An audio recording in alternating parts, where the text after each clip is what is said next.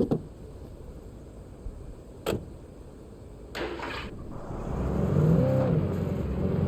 by little, without realizing it, I'd come to believe that the story in the manuscript was coming true. The current of its narrative had taken me deeper and deeper into dark waters. Alice had been taken from me. Barry was probably in jail. I was a fugitive from the FBI. The whole world taken over by the dark presence was trying to destroy me. It all felt real, but it matched a textbook case of insanity.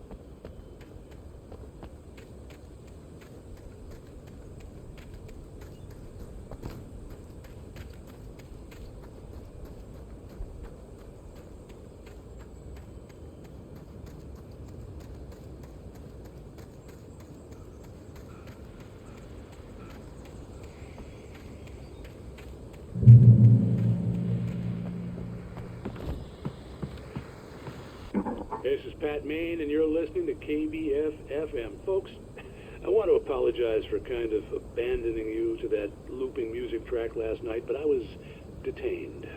You see, I encountered a big-shot G-man with an itchy trigger finger who could use a lesson in manners and a boot in the ass, not necessarily in that order either. Now, folks, I know I'm not being very informative here, and I apologize for that. I really should just keep quiet, but I'm just so peeved right now, because some people just shouldn't be carrying badges. I'm just glad that our Sheriff Breaker was there to straighten things out. And if someone I met last night is listening, let me just say, I'm sorry if my mouth got you in trouble. I'm pretty sure you're not the bad guy here. Godspeed, son. I hope you know what you're doing. Now, on a lighter note, I'll be talking to Dr. Nelson all morning. But first, a little music.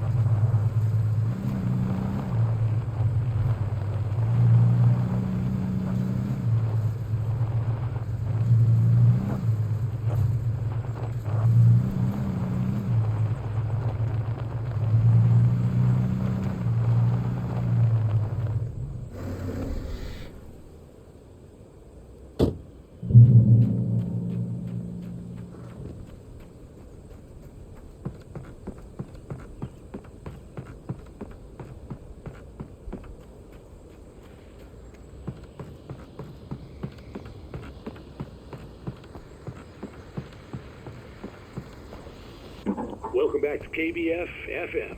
Hope you enjoyed that tune. Now, Doc, you were talking about life and finding that special someone, that soulmate. Well, you were talking about that. I was saying I don't buy it. Well, see, to me, that's strange, because I always pegged you as a hopeless romantic. You got me there, Pat. But I think love's where you look for it. And you need to do a lot of looking, sure. But the idea that there's that one special person out there for you, and if you miss that chance, it's gone forever and you're forever incomplete. I mean, isn't that depressing? Or, heck, childish even? There's plenty of fish in the sea. And apparently a fisherman has a fishing analogy for everything, but what you're saying, isn't that a little harsh? Well, no.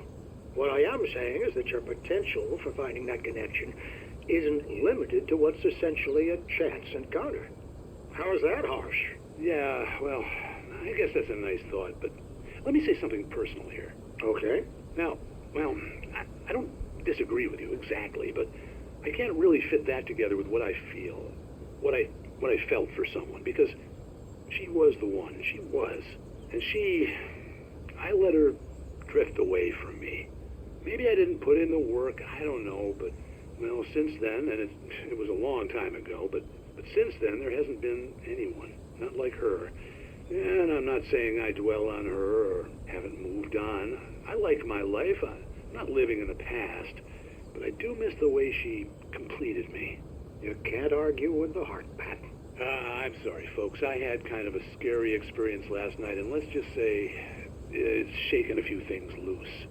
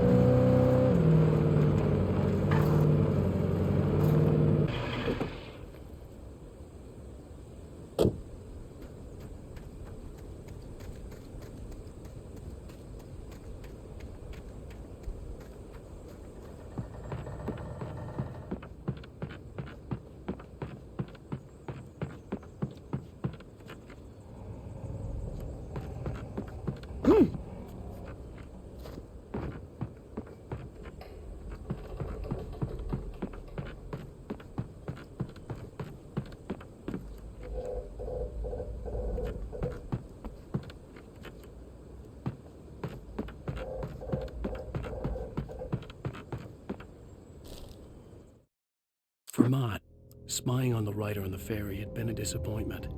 His boss had made Wake out to be something special, but Mott hadn't been impressed. He'd gotten a good long look at the wife, though, and he liked what he saw. Mott had fantasized about goading Wake into a fight, but it hadn't happened. Still, he'd get his chance to see if the writer had anything in him. He'd been promised as much.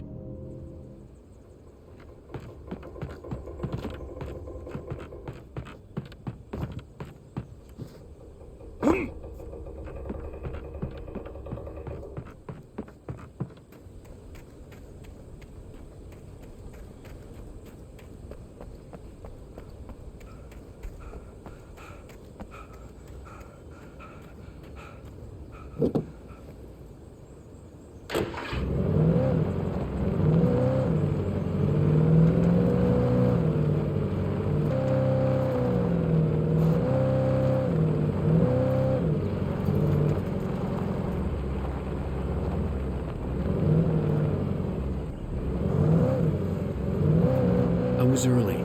I was supposed to meet the kidnapper at noon in the main building. The coal mine was quiet. It was a museum now.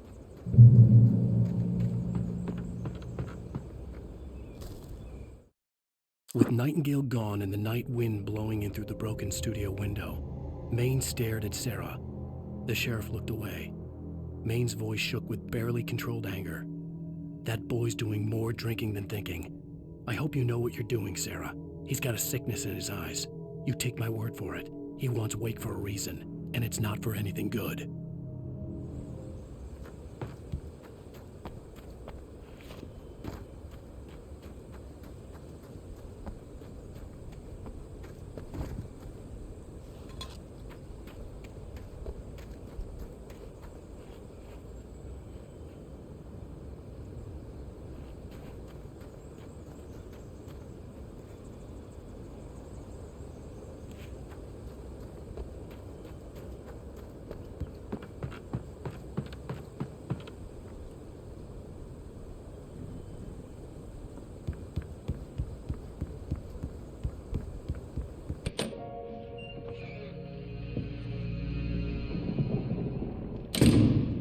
I didn't want to go outside.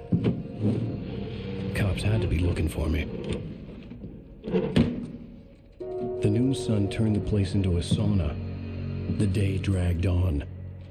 Different scenarios ran through my mind. Ways of how I'd torture the kidnapper to get Alice back. Or the different horrible things he could have done to her. I imagined her dead. I had no way of knowing she was still alive.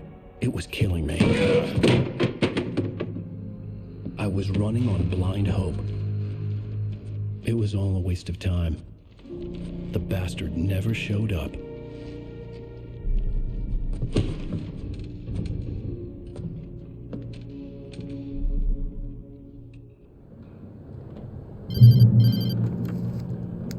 Wake! Where the hell are you? Change of plans. You know where Mirror Peak is? It's a big mountain north of where you are. You follow the path from the mine, you can't miss it. There's a lookout point there. I'll be waiting. I'm through being jerked You around by want to you. see your wife alive? Because if you do, you better watch what you say to me. Do we understand each other? I want to talk to Alice. Yeah, and I want the manuscript. Don't keep me waiting, Wake. Hello? Hello? Ah! I'm gonna kill him. I had to get to Mirror Peak.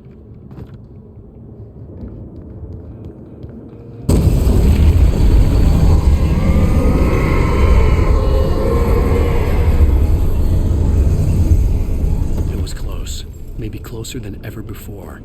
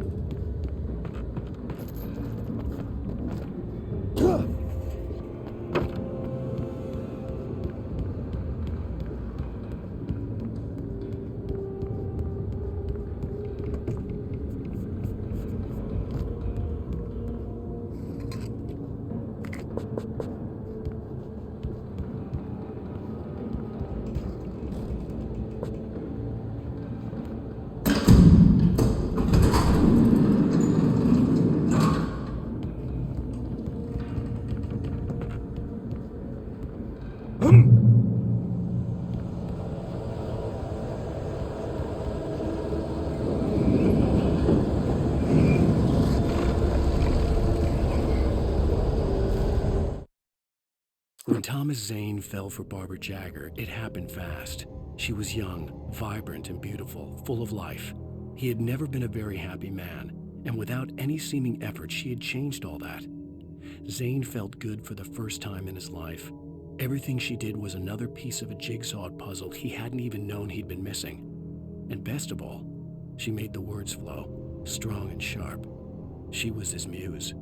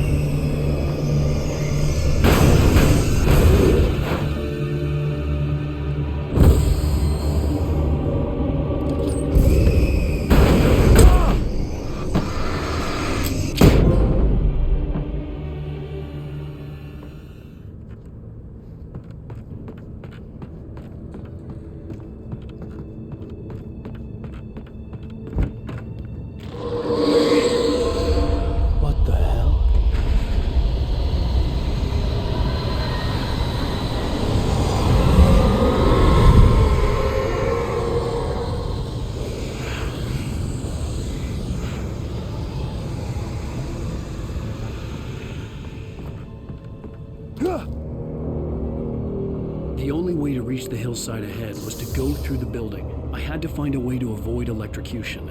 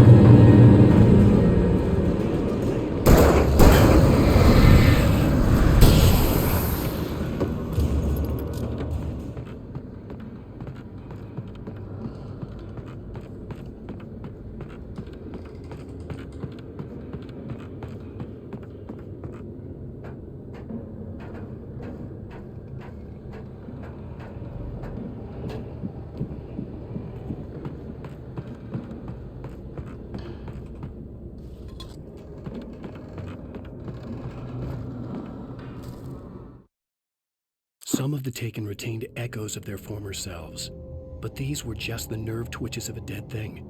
Nothing remained but a shell covered and filled with darkness. In most cases, these puppets were enough for the purposes of the dark presence. But for anything more elaborate, as with the writer, it was different. It needed his mind. And so rather than taking him over completely, it merely touched him.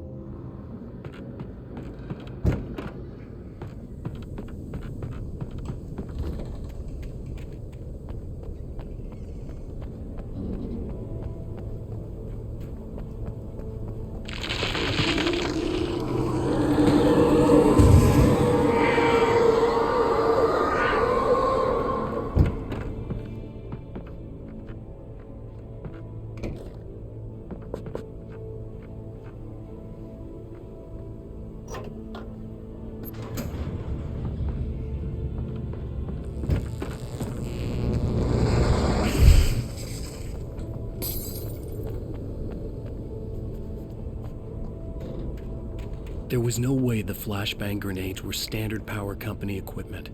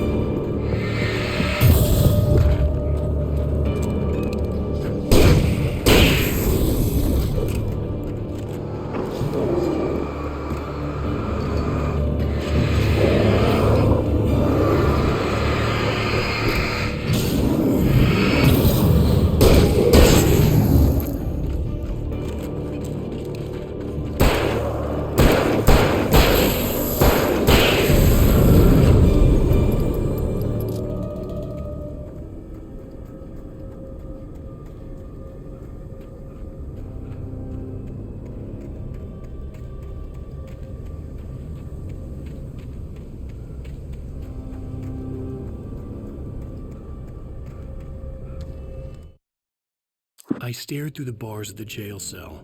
Barry stood behind me, swaying on his feet, looking as ill as I felt. Agent Nightingale stood on the other side of the bars with Sheriff Breaker. Nightingale had a stack of manuscript pages in his hand. He seemed unhinged as he gloated. "Well, I've got you now, Raymond Chandler. It's all here. All the evidence, including conspiracy to murder a federal agent."